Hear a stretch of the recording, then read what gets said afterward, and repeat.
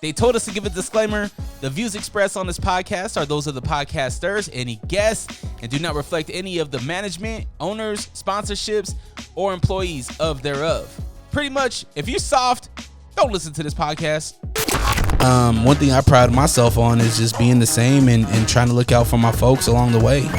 Like, even with all these, big things happening, like, you still mad humble, and you still, like, you have enough clout now where you could easily be like, I'm not fucking with this, I'm not fucking with that. Oh yeah, motherfuckers, it's on. Unrestricted Podcast listeners, thank you so much for clicking play. Because of you, those numbers are going up, and I really appreciate it. We're on our way to 1 million views on YouTube, and it's all because of your hard work and sharing this content and having great guests. Like my guest across from me today, Brian is somebody that has been on before, minus his husband that hates my guts now. No, I'm just playing. No need. I love you. But Brian, I was told that you have a new, you're on a new endeavor. Yes. Called Flight Deck. Yes. Not Flight Dick. No. But Flight Deck. Right. So I want to start off with I want to talk about Flight Deck, but I want to know, how are you, man? How's life been? Really good. Things are great. Last time I seen you was at a bar named Sue. Yes. For Lola's birthday party. Yeah. So what's good about life? Oh man, everything really. Got a job, working. The weather's looking good. It's sunny today. It's nice. Spring came early. Yeah. Doing some remodeling at the house. I don't know. Everything's just working out right now. How is that remodeling process? Is it a nightmare? Yeah, it's a nightmare. What are you doing? Like bedroom, bathroom? So it's a full remodel on the house, and we've done bedrooms, bathrooms, and now we're sort of in the kitchen area. So it's wood flooring and paint and just stuff like that. Nice, man. A lot. Yeah, a lot. You guys gonna Airbnb the house out or what? I don't know. We're gonna live there. You still got a household full? Don't you have your brother-in-law? Yeah. So my brother-in-law lives with us, and then Noni and myself right now. Nice, man. Yeah. Any travels? Have you guys went out anywhere? Well, I didn't travel for a long time because of my fear of flying. So, things were, a little sketchy. But, I'm getting ready to go to Phoenix to see Madonna. Really? Yeah. You see, she just fell? I know. Dang, she handled it like a champ. Did she fell or did she get pushed over? It did look like she got pushed. But she handled it like a champ. Yeah, right. Is Madonna, the Material Girl, she one of your favorites? Yeah. And the cool thing about this concert is she's doing all her hits. So it's not going to be crap songs that you don't want to hear. It's going to be the good stuff, right? All the good stuff. Yeah. Who else is on the tour with her? I don't know, to be honest with you. But I will tell you this. Wynonna Judd is one of my other favorites. And she's playing the day after, about 20 minutes away. Are you going to go? Yeah. I'm so excited because Phoenix? I'm going to. Yeah. Nice. Yeah. So I'm going to hit two that weekend. And Wynonna's playing at a festival, which is kind of interesting. It's like a carnival concert sort of thing. So. Sounds like some Juggalo stuff. Yeah, I can't wait. And it's only $20. Can you believe that? Wow. Yeah. For the festival, the whole festival is $20. That's a deal. I know. So Madonna, have you ever seen is there any artist that you haven't seen that you want to go see? Yeah, Michael Jackson. Oh, maybe the hologram. Yeah, right. His sister's coming to the concert. Yeah, I know. I got tickets for that already. Yeah, She's and another one of my favorites. Yeah. Yeah, she puts on. It's funny. Me and my son. I pick up my son from school every day. Yeah, and we're driving home, and Janet comes on the radio. I was like, "You know who this is?" He goes, "Oh no!" I asked him. I said, "Do you know who Janet Jackson is?" And he goes, "A rapper." Oh man, I about lost I almost pulled over and had him walk home. I was like, "No, it's Michael Jackson's sister." And he was like, "What?" And I showed him Scream, and he was like, "What?" Yeah. I was like, "Yeah, it opened you up to a whole world." Yeah, right. And then we fast forward to 2004, and I was like, "You ever see the Super Bowl halftime show performance?" Yeah. He was like, "No." I was like, "All right, we won't show you that." That was a whole different world. Yeah, it was.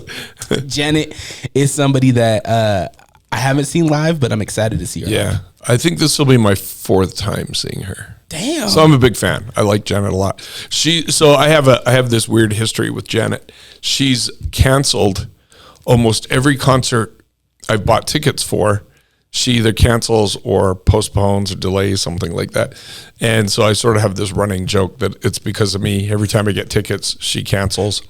So I'm curious if she's going to show up or not. This happened in 1988, I want to say. Yeah. And my dad, this was at the old Salt Palace. Yes. She was supposed to come. Yeah. And my dad was like, she canceled because she was pregnant. That was the rumor. Right. And I feel like that's always the rumor with Janet. But she never had a baby, right? Until the last time she canceled because she was pregnant. Yeah. But she actually had a baby. Yeah, 50 something. I know. I was joking about she should still show up and have the baby on stage so we know for sure this time it's real. But she just has a whole bunch of kids that we don't know about. Probably. That seems like a Jackson thing, right? Yeah. Yeah, even though they're saying that Michael's still alive. Have you heard this? I did hear that. They're saying that homeboy with the burning victim. Yeah. They're saying that was Michael Jackson. Yeah. And they're saying that blanket on the yacht. There was a guy on a yacht. Beautiful weather in some tropical place. Yeah. There was some random guy on the yacht, fully dressed, head to toe, hat, glasses, everything. Skinny. Yeah. Was that his dad? Yeah. Interesting. I think it might have been. It might be. Or are we just hungry for conspiracies? Yeah. And do we just want our legends to be here? Yeah. It's more fun that way, right? Oh yeah. I mean, if he's gone, right? We got to have something. We got to bring him back somehow. And his music lives on forever. Yeah. Man, that's the cool thing about music, and that's the cool thing about these mysterious artists like Michael Jackson, like a Tupac, right? Is that their music meant something. When you hear Human Nature, right? When you hear these song Earth, yeah. You know, when he said, all I want to say is that they don't really care about, that hits so many different demographics, right? Right. Whether if it's the gay community, the black community, like we all go through some shit. And it's everybody. Like, holy moly, they really don't care about us. Right. Yeah, and everybody hangs on to it as though it's their own, right? They turn it into their own anthem for their own reason. Yep. Yeah, it was a good song for that. Oh, hell yeah. It made me want to go to Brazil. Yeah, right? It's amazing, the video. All his videos did that, right? It sort of took you away, so that's cool. Yeah, man. Brian, you're here with Flight Deck. Right. We talked about fear of traveling, flying specifically. Yeah. What is Flight Deck and what inspired you to create this thing? Well, I've had a fear of flying ever since I was a little kid. I was really, really excited about my first flight. I think I was probably 12 years old, and I was traveling through Alaska, and we were going to fly from the mainland to Kodiak Island, where my relatives live, and got on the plane and freaked out. I don't know what it was. I guess I wasn't expecting it to be what it ended up being, and I wouldn't fly back. So we had to take a ferry boat. I think it was 12 hours to the Pacific Ocean. So the whole family's on this boat. It was like rough seas. It was awful. Waves were coming up over the ship. My dad was throwing up everywhere, but I was not about to get on that plane going back home. So I've dealt with it ever since I was a little kid. And I think I caused a lot of people a lot of grief. Whenever Noni wants to go on a vacation, we usually drive. I convince everybody that it'll be so much more fun if we did a road trip. Yeah. Right? So not everybody's into road trips, but and Noni, my husband, likes to travel a lot. So I mean, if we were going to do a trip every month, if we could, it's just not going to fly. But we've driven a lot. In fact, I've been in every state in the United States because everywhere I went, I drove. Wow. Yeah, cross country. I've driven literally from Salt Lake City to Florida to New York to Canada. I've driven to Alaska many times. So, have you ever had any car issues on those travels? Well, so I think this is also kind of a control thing for me too, because I like to be the driver. I don't want somebody else driving, but I don't know. I don't know. Yeah, I don't love driving, but it felt safer to me, although I know that it's not. Isn't that crazy? I know. It's safer to fly statistically. Yeah. Right? Yeah, it's crazy. Well, but all it takes is one mistake. One mistake. That's it. But you know what? Here's the thing. You're right about that. But the thing is, all commercial aircraft, modern day commercial aircraft, have 2 or 3 backup systems. So, I mean, clearly, a jet's got 2 engines, sometimes 4. But if one of the 2 engines go out, you're still fine. Even if both engines go out, the plane's like a glider. I mean, you were talking about a flight you were on where you felt like they shut down the engines to land the plane. Oh yeah, my first time flying. Yeah. Mm-hmm. And actually that could have been the case because the plane still can fly without the engines. And they do slow the engines down, I don't know, practically to nothing to bring it in, right? Which is nuts. You're gliding to land. You'll hear the engine going and then it just stops. Yeah. Or what it seems like it stops. Right. Man, that's terrifying. Yeah. Especially when you're an impressionable little kid like me. Yeah. And the guy next to me says, "Oh yeah, we're going down." Oh no, I don't like this. Yeah. That wouldn't have been good for me either. One thing that death is weird to me, and I don't want to talk. I hate talking about death when we talk about aircrafts and stuff because it's so rare. Right. It's so rare. Right. But at the same time, it's like, if I go, I go. Yeah. You know what I mean? Right. I've come to the realization that when I get in my car, I'm going to drive as safely as I can and as defensively as I can. Yeah. But if I go, I go. Yeah. Yeah. Not the type of mindset you should probably have. Yeah. But hey, it is what it is. Right. Yeah. So now you've always drove. Now you're like, hey, I'm a husband. My husband want to go somewhere. Yeah. I need to stop being selfish. Yeah. Is that where this came about? Well, yes. And also I had some friends that were getting married and they asked me if I would conduct their wedding ceremony, officiate it. And of course, yes, I've done probably, 6 or 7 weddings. So, I was thrilled. These are, some of my best friends. And they were getting married in downtown Salt Lake. I think they were going to do outside the courthouse. Then it was going to be a small venue in Salt Lake, and then it became a destination wedding to Florida on the 26th floor of a building in the middle of Miami. So I also have a fear of heights. So things were getting progressively worse for me with this wedding. But at first I didn't say anything. I was like, great, this is awesome. And then I went home and freaked out. How am I going to get to Florida? Obviously, we're not going to drive. There was probably, I think, a group of maybe 20 of us, and there was no way I was convincing 20 people to jump in a cargo van and drive to Florida. So I had about 3 months, and I started doing a lot of research. I found a fear of flying program on through Facebook and then online, which was called Love Fly, or is called Love Fly. A good friend of mine, Paul Tazard, runs this program, and they have a lot of podcasts that you can listen to when they interview a lot of pilots, flight attendants, and then also people who have a fear of flying.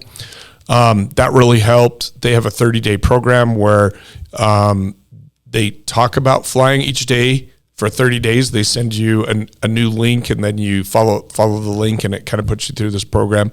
And then they've got a community online where everybody can get on this Facebook group, and they can talk about their fears, and everybody jumps in and is like, hey, this is why that wouldn't happen, or here's how you get around that. So it's a huge community of people helping each other out.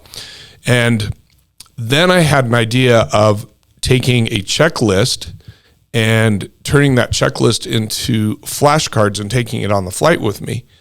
And the flashcards tell you things like what's happening during your flight. Because a lot of times when you're nervous, you're not really thinking completely about what's really happening. I mean, you get on a flight and you hear the dings and things like that are going on. And those kinds of things would set me off because I would think those are warning signs or emergency communication or secrets. When you have a fear, your thoughts sometimes are irrational, right? And so I had these weird thoughts of every time the chimes would go off, it was a pilot telling the flight attendants, hey, just so you know, we're going down. You should strap yourself in.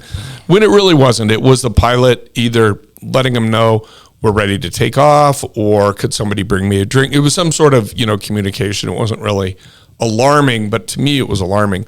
So by having these flashcards, I was able to flip through. These were just handwritten 3x5 cards, and I would just flip through them as everything was happening on the plane. So it would remind me, hey, the plane's about to take off. You're going to feel this, sudden rush of energy, and then the plane's going to lift off. And then, the undercarriage the wheels would come up inside the plane, and then the doors would close, and there would always be this sort of banging sound, and I would think, did the engine fall off? Did a wing, what's going on?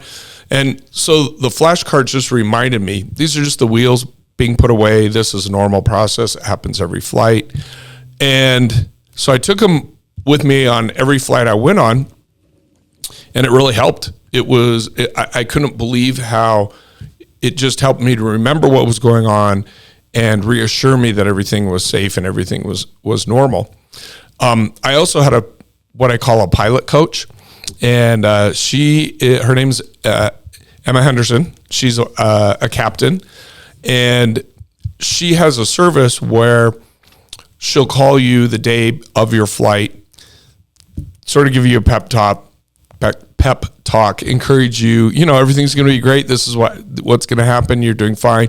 She had access to looking up my flight and saying, yeah, they're preparing the flight right now. The weather looks good.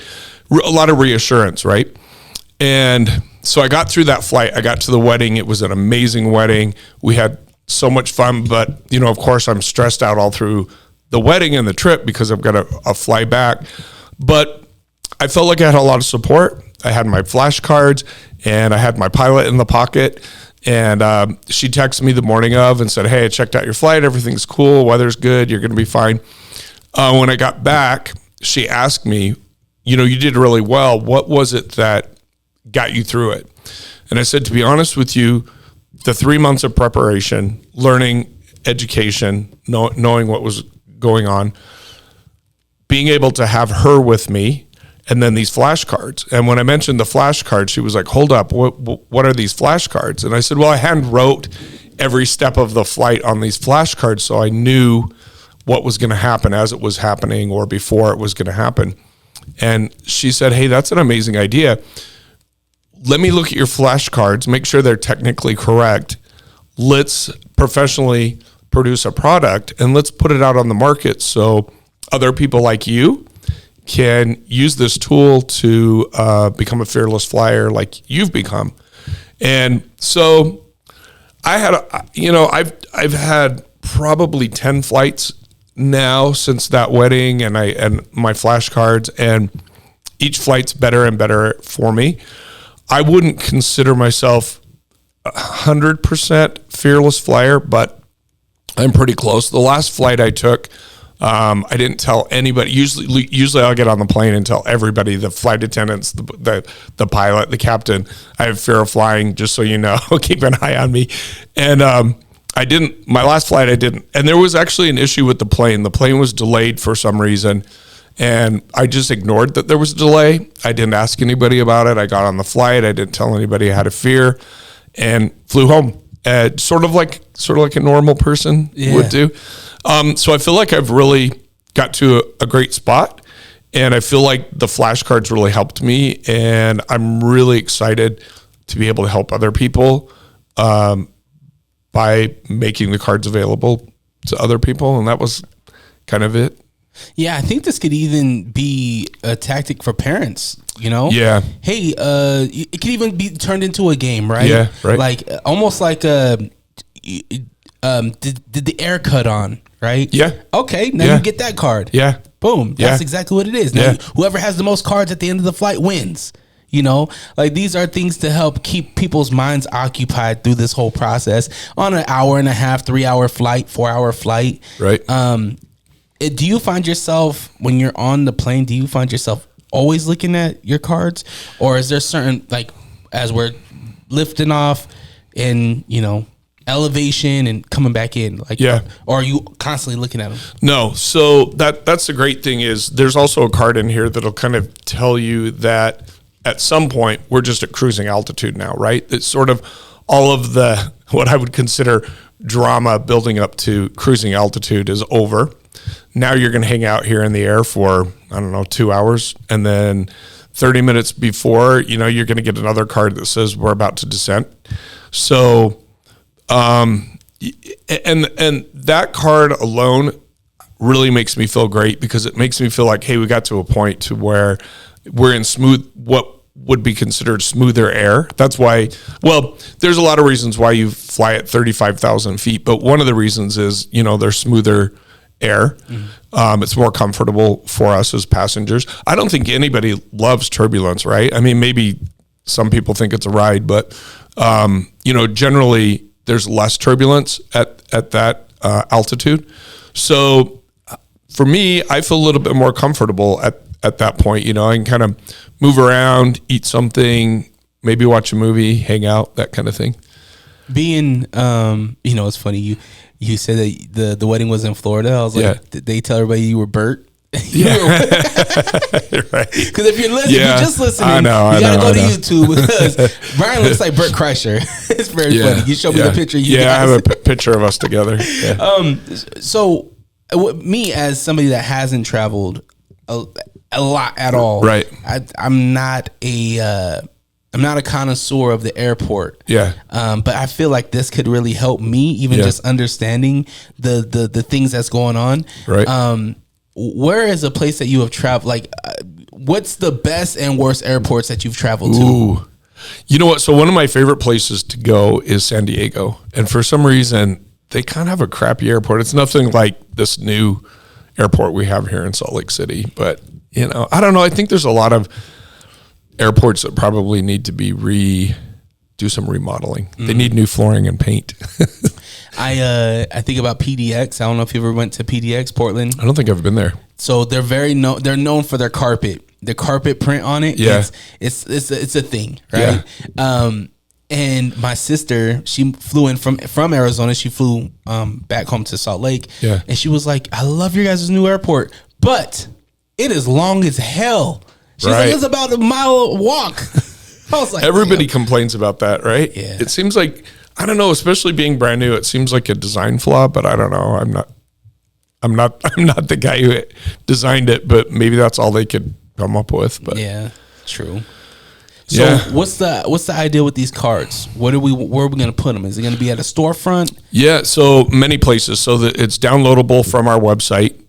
You can buy the actual product on our website, which is flightdeck365.com. Hopefully they'll be in stores at the airport. A lot of people picking up a coffee and grab a set of Flight Deck and jump on their flight.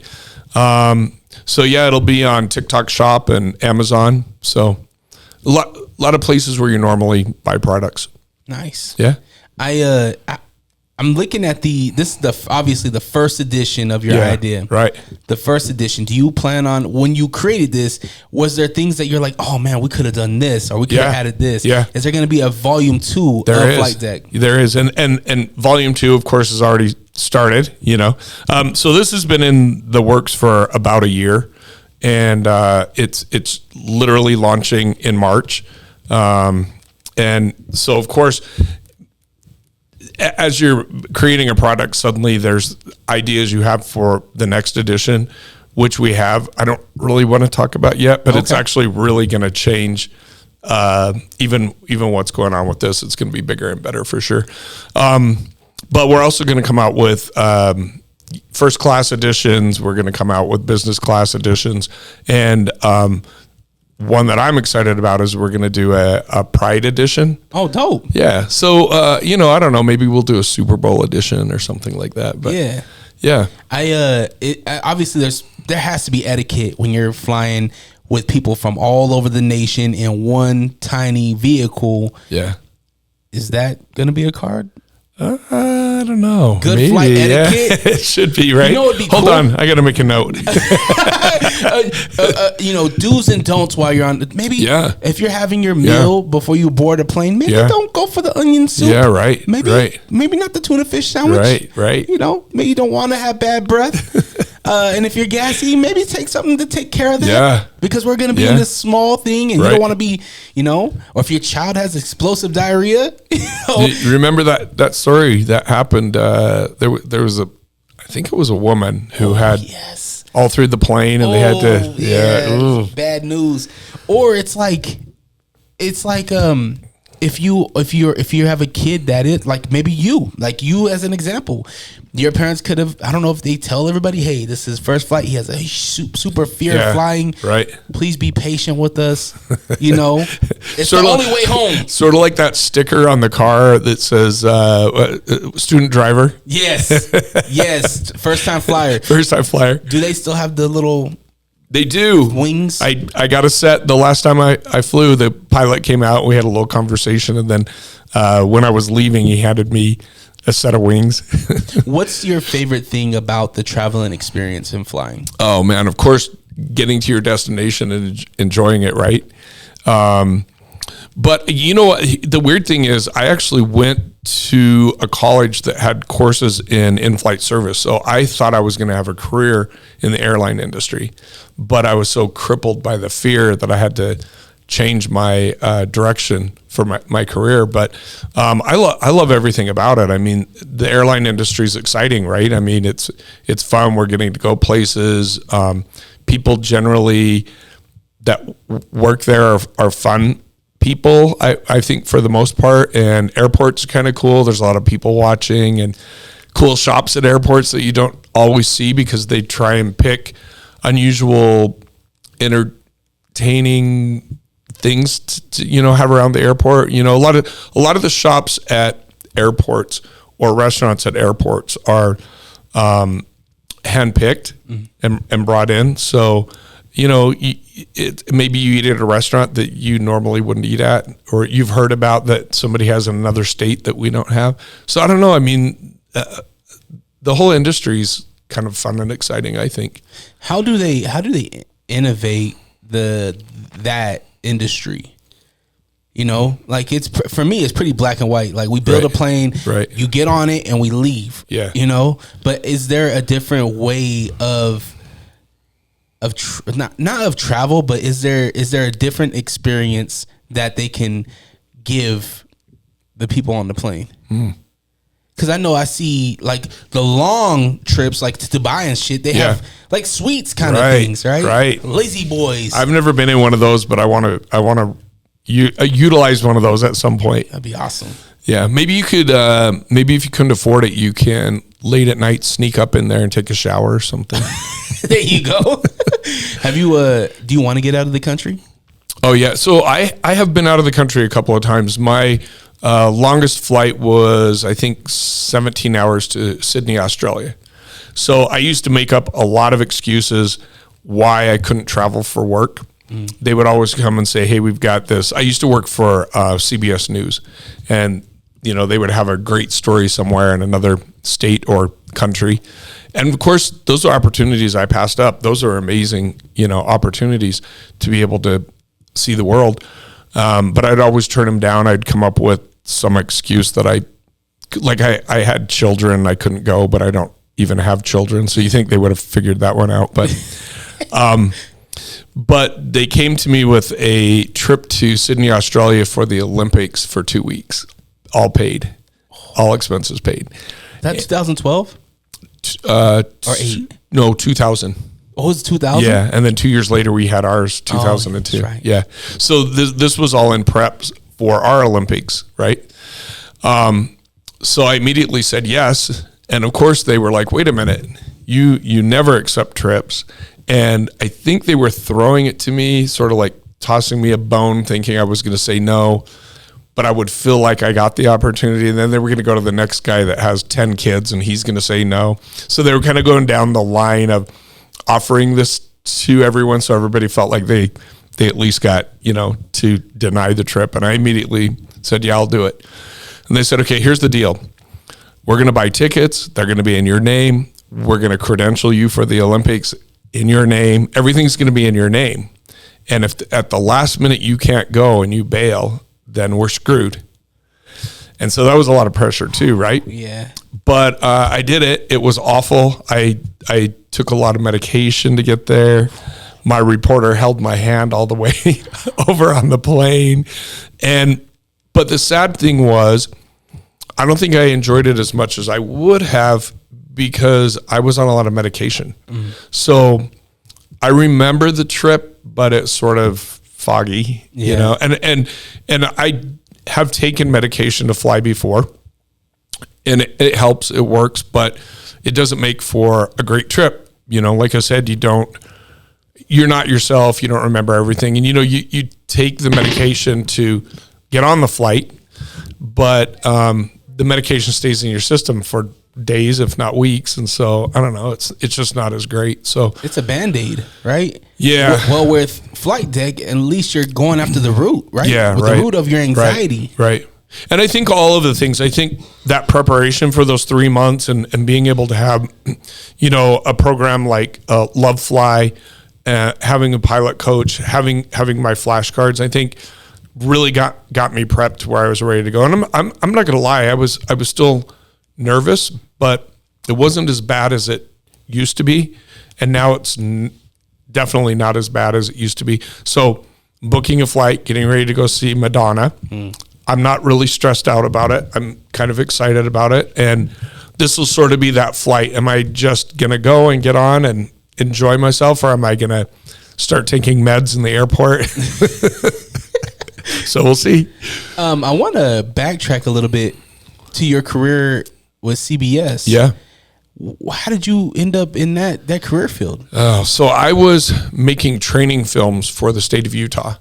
And the program that I was working for lost its funding, and I needed a job.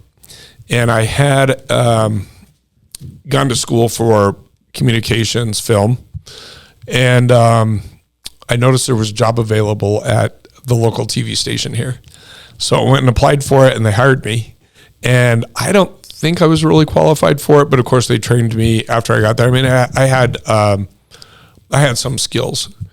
But I loved it. It was probably one of the greatest things I ever did. I worked there for 29 years.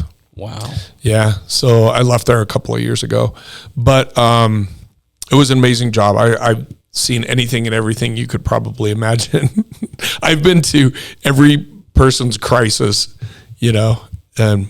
but yeah, it was an amazing career for sure. Was there an event that you remember covering that was just like, will always stick with you? There's a lot, and some of them are pretty dramatic. Some of I'll tell you this. Here's the thing that I wasn't expecting. When somebody's loved one dies, and let's say the mom shows up to the crime scene, and you can see the cops pull mom aside and tell her what happened, and to see a human fall apart, maybe scream, wail, collapse, that's pretty dramatic. And it really gets to you. You know, it's rough. I look at news reporters and people in the field, and I think about how much they carry. Like, to some point, like, it's your job, right? There has to be some type of emotionalist type of thing that you have to tap into, or maybe you don't. But did you ever carry any of the stuff that you've seen and heard and felt? Yeah. And that's really interesting, because I think it's kind of like being in a bad relationship. While you're in it, it doesn't seem so bad. And when you get out of it, it starts to affect you, and you think about it a lot. So after I left, I had a lot of that. I'd have nightmares of some of the things that I saw. And you have to think, I'm getting all of this sort of secondhand, right? So you've got your emergency responders who are getting it firsthand. So you can imagine probably what they're going through, I show up 10, 15 minutes after they do, and I'm probably not right in the middle of it. I'm sort of behind the crime scene tape shooting video of it. But yeah, I know I had a colleague once who said that he had severe PTSD from it. And I think at one point he became homeless because he couldn't work anymore and was having a lot of mental health issues. So I think about that a lot. I worry about that. Someday is it going to creep in and blow up my world? But I don't know. I think you learn how to manage it. You have anybody that say, "Get that camera out my face"? Oh, a lot. I always think about the cameraman. Like, they're always like, "Get the camera out my face, man." Yeah, do you remember the? Because you're kind of like, you're the cameraman, but you're security guard too. Yeah, right. Yeah, I got to do it all. Do you remember we had the riots here in Salt Lake? Black Lives Matters, I think it was some of that. And one of my coworkers got tackled and beat up by some of the protesters, and he ended up with a brain concussion. So what? Yeah, it can be rough sometimes. Oh my gosh. Yeah.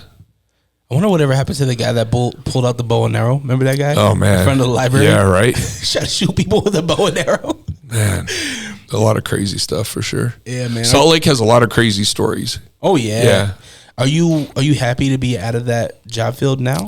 I am. I mean, I really loved that job, and I do miss it. I miss the people that I worked with. I don't miss the call outs at 3 or 4 o'clock in the morning where you have to wake yourself up and get yourself together to drive to a crime scene or whatever it is. But he can't even enjoy no wine or anything. So you got to stay sober just in case. So I had 1 day a week where I was on call. And then I think I had 1 weekend a month or something like that. And so during those times, you can't. It's interesting. I was having a hard time sleeping at a period of my life. And I remember I took a sleeping pill or something. And right when I laid down, I remembered this is my on-call day. Oh, man. So I called the backup on-call immediately and said, hey, I screwed up. I just took a sleeping pill. Is there any way you can take my on-call and I'll take yours later? But yeah, I mean, it certainly does get in the way of, your everyday life if you've got to sit around waiting to get called to a crime scene, a murder. That's nuts, man. So Flight Deck, we launch in March. Yeah, middle of March. Do we have a social media? Do we have a website? Yeah, so it's all set up on TikTok and Instagram and Facebook. And then, of course, the website is flightdeck365.com. Now, I know you're not really a social media guy. Is Noni helping with this? Yes. Okay. In fact, we just had that conversation. So Noni's big on TikTok, right? I'm an older guy, so I'm a Facebook guy, right? So Noni's giving me a lot of tutorials on TikTok. So Flight Deck has a new TikTok account, and I think it's got one post on it at this point. So yeah. So some people in the industry. Will we see maybe a Flight Deck commercial from a plane or something? Yes. So those are already scheduled. We're going to shoot something next week inside a plane. That was interesting getting that set up. And I mean, I'm planning to do interviews with people. I've got a buddy who's a flight attendant, but previously in his life, he was terrified of flying. So it's sort of interesting how he now flies almost daily, So that's kind of cool. My cousin, he doesn't fly planes, but he jumps out of them. Wow. He has like over 1,000 jumps. He's done helicopter. He's done it all, right? Wow. So I'm going to give him a deck. Yeah. Have him take a cool little photo while he's jumping out. No, that'd be awesome. I'd appreciate that. That'd be really cool. Yeah, that'd be really cool. And so, so we got the social media, we got the website. Yeah. We're going to be launching this thing in March. That's right. Who is this good for? Well, it's good for a lot of people. Think about it like this. You've got a kid that's going to take their first flight. These would be great to, be able to go through, like you said, maybe play a game with, but at least let them know exactly what's going to go on during their flight. It's really interesting because you may or may not know, but when you take your first flight, they're going to start going over security procedures. And sometimes those can be triggering, right? When they start talking about, hey, if the plane goes down, you got to be able to put on a life vest or open a door. And if you don't know, suddenly that seems like, hey, this might not be so safe. It is. It's just, they're required to do that. And you should know what to do if 1 in 30 million chances your plane went down, you should know, what to do. But I think for kids to be able to know, hey, when we get on the plane, these are the things that are going to happen. I think that might help from them growing up and having a fear of flying. Like I did. I didn't know what was going to happen on this plane. I knew we were going to fly through the air. It sounded really cool. Yeah. But the next thing I knew, I was going through metal detectors because someone might blow up the plane, or there might be a gun, or just, the plane might drop a little bit here and there. And those are weird, kind of scary feelings. And so, yeah, I think it's great for that. And I think it's great for, just someone like me that's got a fear of flying. We're in the middle of creating a kids edition at this point. So it'll be more, animated photo or pictures and things like that. So I think just like a 52 card deck. Is there 52 cards? 56. Holy smokes. Yeah, I know. It's packed. All right, so I think just like a normal standard deck of cards, you have the Joker card, right? I think we have to have the etiquette card because you can't say bomb on a plane. Right. You can't even joke about this stuff. Right. I don't care. And if you're one of those gimmicky, the guys that go into Walmart and play a joke on you. Yeah. There's no jokes on a plane. Right. We ain't playing, man. No. We're all in this thing together. We're going to this destination. We need that etiquette card. Yeah. It has to make its way in there. All right. You're going to get banned for life if you don't know the etiquette, right? Bingo. Yeah. Brian, I'm really excited for the flight deck. How you feel about jumping into some questions? Yeah, let's do it. So we we asked the internet, hey, send us your questions. They send them to us. Let's answer them. Ladies and gentlemen, we'd like to welcome you to the Beans and Rice Show. First up, we have one of our lovely hosts, host BP666, LeBestia. Yes, sir, he's got long hair and he don't care. He's gonna do whatever he likes because he likes it that way.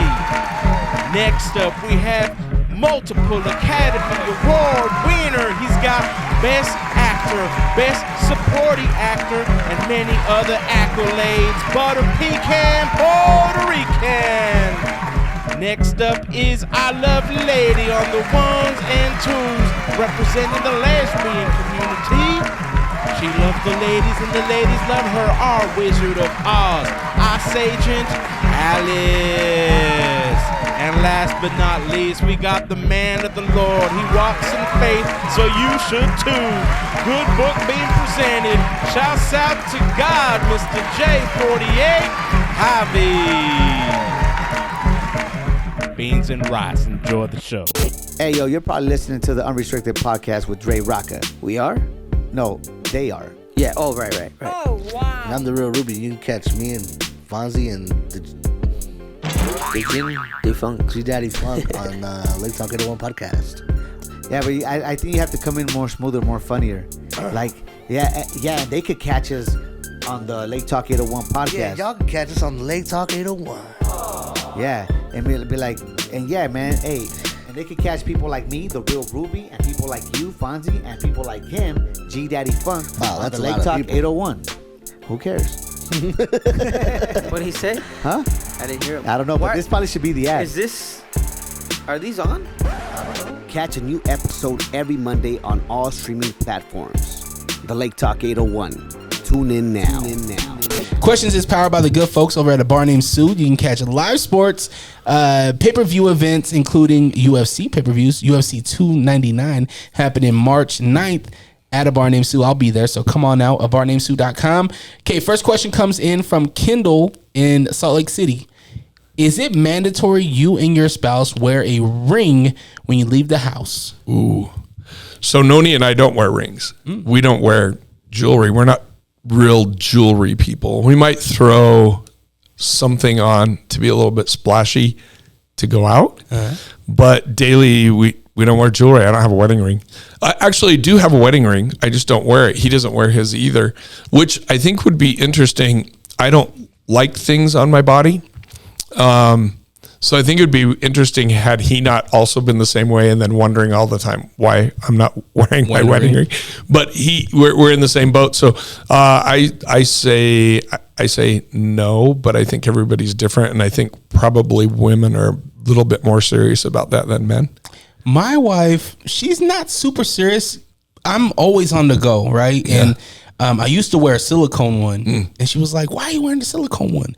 Well, I'm always doing cameras and putting backpacks on and stuff, and it gets caught a lot. Yeah. And DJing and doing my equipment always gets caught on something.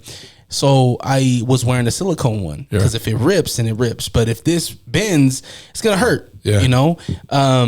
So she, for a while there, she was kind of like, "Why you need to wear your ring?" Blah blah blah. And I'm like, sometimes I forget, or sometimes I put it somewhere and I'm out the door. Yeah. So now she's not super. She's not, she's not anal about it or anything like that. Do you wear it all the time? You said sometimes you forget. So do you not sleep in it, or No, I don't sleep in it. you take it off every night? Yeah. Oh. I'll go home and I'll put my lotion on and Yeah. it'll just Slides be on my off. desk. Yeah. And that's the thing too. It's not one of those super tight ones. So, but I'm the cook in the house. So I don't want chicken guts to get in the crevice and whatnot. Oof. So yeah, it's always off. If I'm at home, it's off. It feels heavy too. It just, there's a lot going on. So that's how people lose them all the time. You see those things on the internet, like my wife lost her wedding ring in the garbage. Can everybody look through their garbage? Yep. Or it's down the drain. Yeah. So, no, it's not mandatory, but if even for me, if she don't wear it, it's not a big deal. I'd rather it be safe because my wife loses everything. She loses everything. Yeah. So I'd rather it just be at home on the counter or something than to be lost. Right. But I think it's probably one of those conversations you should have with your spouse or your partner, right? Because if you're just not wearing it and then it causes conflict, that's probably not a good idea. Well, I would ask, why does it cause conflict? Yeah. Right? It's a symbol, but at the same time, like for me, I'm such a public person. Everybody knows me. Right. They know I have kids. They know I'm married. Right. And so if it even came a thing where I even got hit on or anything like that, it'd instantly be like, I'm married. Sorry. Yeah. Right. But yeah. Yeah. All right. Next question comes from Michael Sims in Brooklyn, New York. Do you plan? You been to New York? I have. Yeah. I don't know if I've been to Brooklyn though. Yeah. That sounds pretty cool. Go to Brooklyn. All right. Do you plan on buying the Apple Vision Pro? Have you heard about this thing? I have not. So Tell me about it. So Apple, do you have an Are iPhone? these the glasses? Yes. Well, they're goggles. Okay. They're goggles, Right. and it's actually really cool. So you put on these goggles, and you pretty much have your phone, pretty much, in the virtual world, but I can still see you. Right. So I can literally have YouTube up right here. Yeah. And Look then I up to the right. Look up to the left. Exactly. Okay. But then at the same time, I can change our setting. We can be on Mars, or we can be in Brooklyn, and I could be having this conversation with you in a Brooklyn setting. Wow. Then you don't have to fly. Yeah, then you have that. But I think it's like $4,000 right now. Wow. I think I could be wrong. Wait, this would be great for my product. I could put it up in the goggles. Exactly, and then you could just flip through the Dang. cards. All right. Right? Yeah. Like, you could do so much with this thing. You think about a lot of people that work at home right now. Yeah. They have 3 or 4 monitors up, right? Right. Doing their work. Right. This one thing, you could have 3 or 4 monitors up with no monitors in front of you. Wow.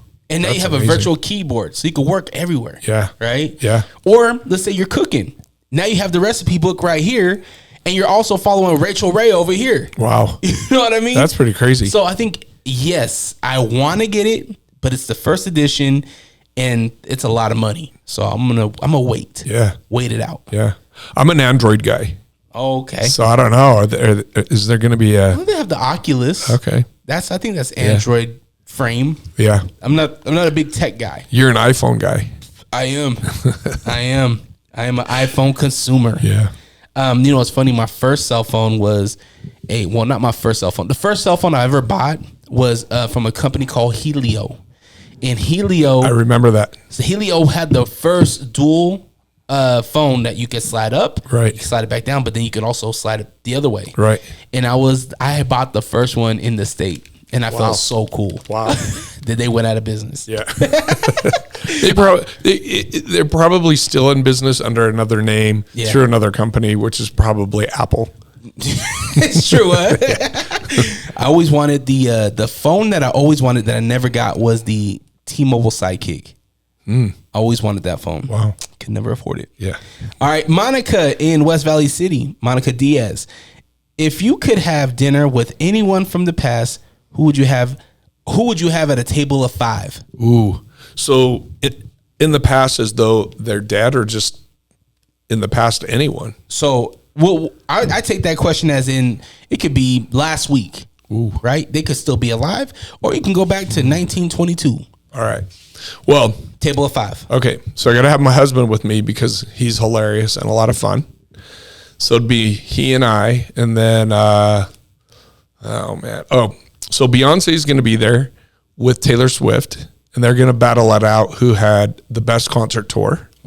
Because, Taylor just won an award for having the best concert tour of the year. Really? And I think it should have gone to Beyonce. Saw both.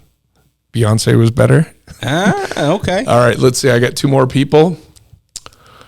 Jesus will be there because that'll be interesting. I've got a lot of questions.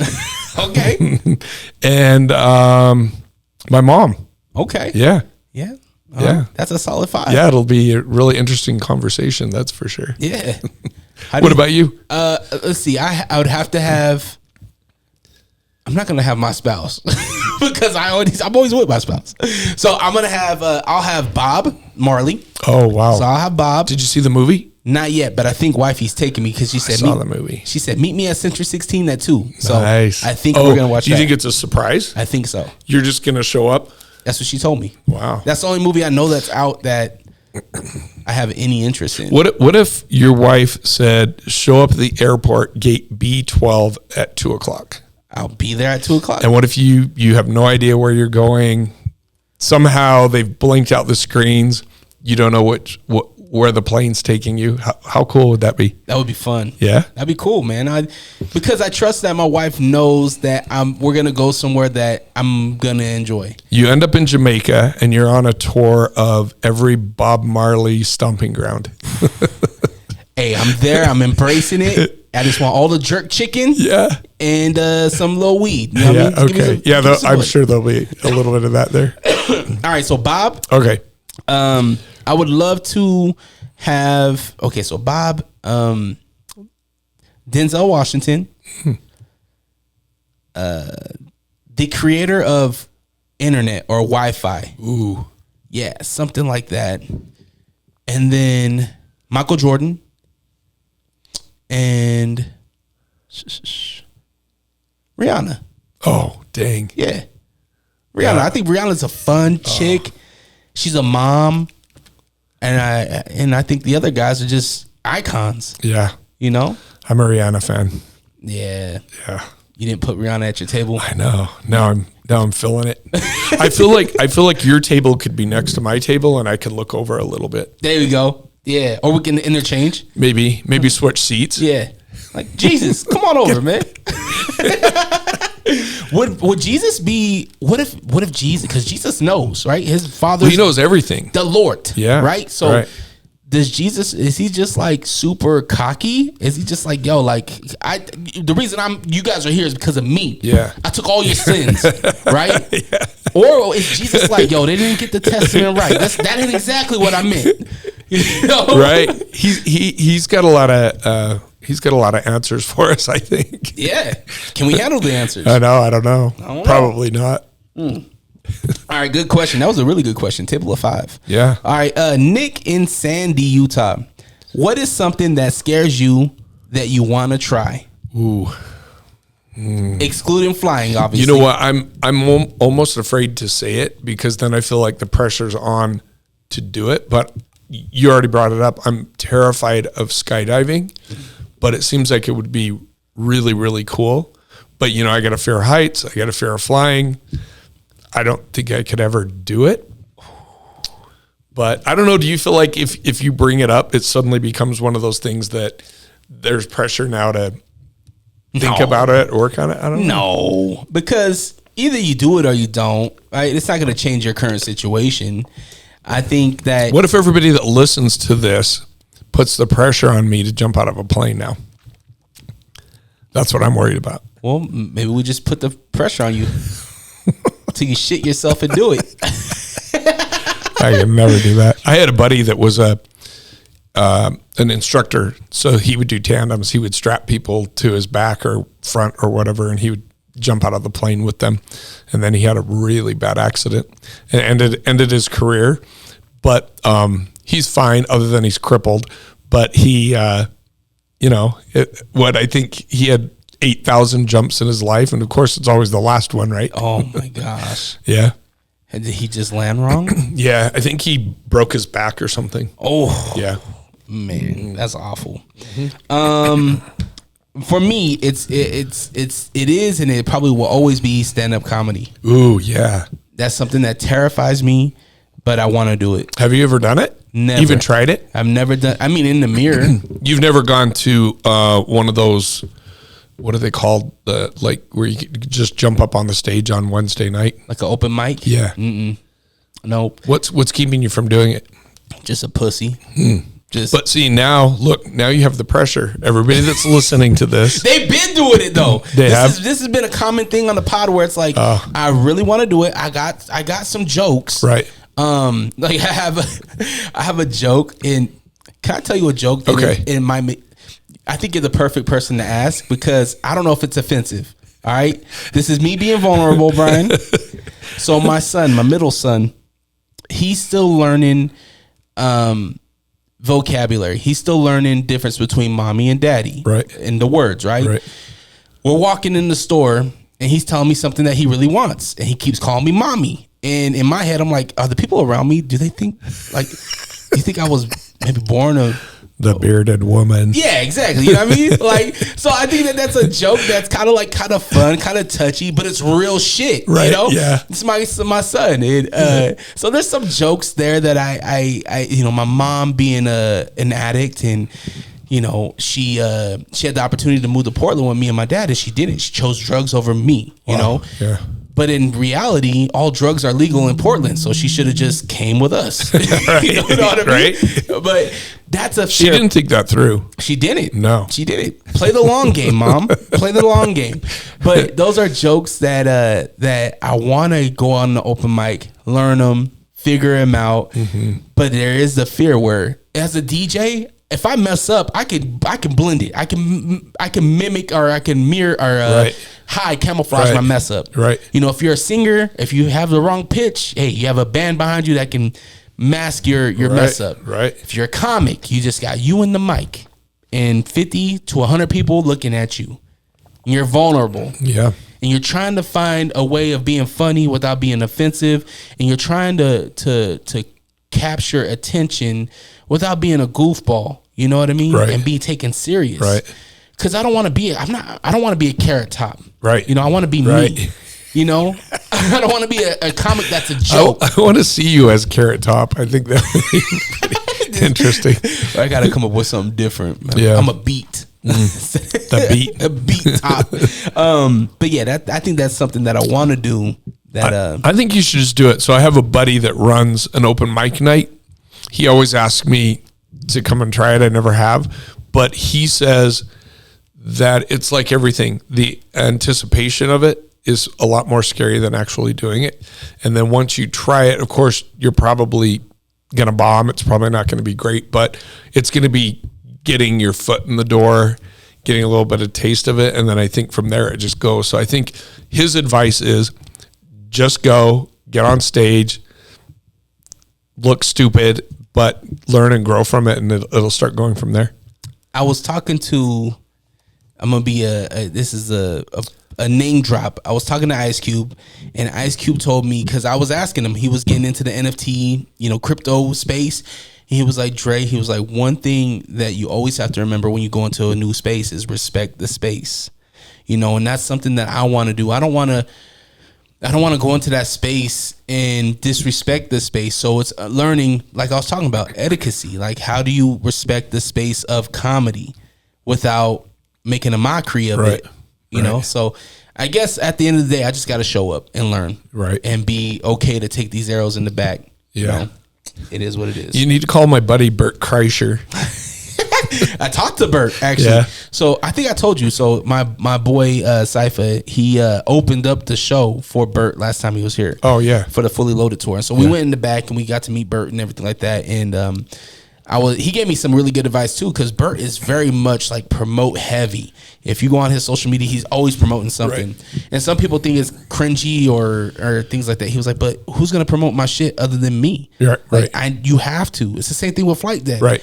You gotta promote the shit out of your flight deck so Right. people know that it's here Yeah. and what it is. You're right. So, yeah. But that was a good question. I really appreciate that. I got one last question here. All right. This was a question that was asked to me on my podcast, my other podcast, and I thought it was such a great question that I've been bringing up to guests. And the question is, can you love unconditionally? That's a tough one, right? I feel like I can, just because I've wanted that a lot in my life and had to think about it a lot, but I don't know if everybody does think about it, or maybe they've never been in a situation where they felt like they needed or wanted to be loved unconditionally, but I feel like I can. Is that the question? Yeah, can you love unconditionally? Yeah, I feel like I can. Some people, as a parent, it's can I love my son and my daughter unconditionally, even if they turn up to be a Jeffrey Dahmer or to be a school shooter? Like, can you still love that person? That would be rough. Right? Yeah. If you guys end up adopting and your kid ends up, doing something horrific against the community, could you still stand by your child? Oh, I'd have to move to Portland. You know what I'm saying? Yeah. Can Noni do whatever in the world and you would still love him unconditionally? Yeah, I think you have to, right? I mean, because they're still the same person that you've always loved. You've just got probably a different situation to deal with now. I hope we never have to, have that answer to that question. Right. But I feel like as humans and people that we love, I think we want to love unconditionally. Yeah. And we really don't know until we're tested. Yeah. Do you have a favorite kid? Absolutely. Yeah. Yeah. It's funny. I was just talking about this on the last pod where What about the other kid? well, it's the politically right answer, Yeah, right? okay. So my first son, I love him the most because he was my firstborn. Right. My middle child, I love him the most because he's more like me. He's the most like me. Yeah. And I love my baby girl. Why? Because she's my only girl. Yeah. You know what I mean? So Right. it's like the politically Yeah, right right. answer. Yeah. But I think every parent does have a favorite. Yeah. And maybe it's a moment thing, but yeah, man, it is what it is. They're little humans that are their own person. Right. Are you harder on one of them than the other? The boys. Yeah. Harder on the boys. Yeah. Baby girl is just baby girl. She runs the house. Mm-hmm. She's lactose intolerant, so she gets $17 worth of gallon of Lactaid. Oof. Like she's a princess, man. Wow. She's only 3. Already high maintenance. Oh, it's awful. Her mom's not even high maintenance, but she, for some reason, I don't know where she gets it from. Yeah, exactly. But yeah, man, parenting is a weird thing. Are you guys you ever want to get a kid? We've talked about it in the past. We were more serious about it, but I think probably now it's probably not in the cards for us. I think we're past that. Maybe, I don't know. Why? I don't know. It sounds like a lot. Are you a godparent, or is there any thing like that where you have a close friend that if they leave, they'll leave you the kid? Ooh, yeah. We have a lot of those. We're the fairy god uncles. That's what they call us. But yeah, we have a lot of those. So I'm worried about that. You know how you might have one or two. We have like hundreds. So the odds are not in our favor. You better get another job. Flight deck needs to make millions. One death and we're screwed. Kids are expensive. You're right. Well, and families are big in Utah, right? So like my buddy could die and I could have 10 kids tomorrow. Sheesh. That's a lot. But I think you're a good human, man. I think that you going in this route and following your dreams with this flight deck, there's gonna be times where it's hard. There's gonna be times where you hear things you don't want to hear. Yeah. And you just keep going, man. Push through with what you believe in and what you want to make happen. Yeah. I appreciate you saying that. I really mostly want people that need this to be able to have it to help them out, because I know that it helped me. It changed my life. I mean, I didn't fly for, I think, about a 10 to 12 year period of time. And then it was this wedding that sort of pushed me back into making it happen. So, and, being able to see a lot of things. I went to see Elton John in San Diego for my birthday, and just to be able to, Salt Lake's a great place to live because you can get cheap flights to almost anywhere from here, and it's not that far, right? Like you can go to San Diego in hour and a half or, wherever. And so, I mean, flying really opens up the door to a lot of things, so. Absolutely. Yeah. So what's the social media? What's the website? Where can we follow this thing? So all of our social media is Flight Deck 365. I think on Facebook it's just Flight Deck, and then website's flightdeck365.com. Definitely go check it out. Brian, anything we missed? I don't think so. I appreciate you coming through, man. I'm really excited for the launch of this thing, and definitely get it if you're gonna go and you're somebody that, or maybe you want to buy it as a gift. It's a great gift idea. Yeah, especially during the holidays, man. Little stocking stuffer. Yeah, for sure. There you go. As always, go onto the website, allrock.com, ALLRAWK. If you want to buy a t-shirt, that'd be great. Help support me, man. Keep the lights on in this damn studio. Might be moving. Really? Might be moving. Why? My This lease is a great spot. It's great. Lease ends in August. Wow. So I might release. If not, I'm looking maybe more towards downtown-ish. Wow. Maybe. We'll see what happens. The leases are cheaper in downtown. No. But at the same time, like, I've been here 4 years, right? Right. There's nothing wrong with it, but at the same time, it's like I want to. It's no rush, right? It's like, hey, if I can find a space that looks cooler, maybe in a better location, more centralized, Yeah. Buildings. I feel like buildings are, in the last 4 years, there's a lot more buildings that have went up. Right. So there might be different accommodations. There might be a gym. There might be a pool table in the little areas. We could be on exercise bikes doing our next interview. Exactly. Wow. I got wireless mics. Wow. So hey, we could make that happen. Wow. You never know. That sounds exhausting. So if you want to support and maybe you don't want to buy a t-shirt, share this content, share the episode. And if you want to learn more about Brian and his husband and their story, they were on earlier last year. Right. Yeah. So their whole story was beautiful. So definitely go and go check that episode out. And follow me on Instagram at Drerawka, DRERAWKA. And as always, protect your light. Have the day you deserve. We out. Peace.